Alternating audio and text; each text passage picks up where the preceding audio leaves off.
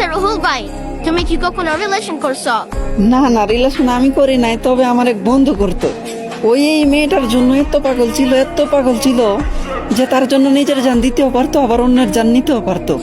মানে হলো ওই মেয়েটারে ছাড়া সে থাকতেই পারতো না, এত পাগল ছিল। কিন্তু ওই মেয়েটা তারে একটু পরিমাণ মূল্যায়নও করতো না, ঠিক আছে? না ঠিক মতো মেসেজের রিপ্লাই করতো, না ঠিক মতো কথা বলতো, অনেক বেশি পরিমাণে ইগনোর দেখাইতো, ঠিক আছে?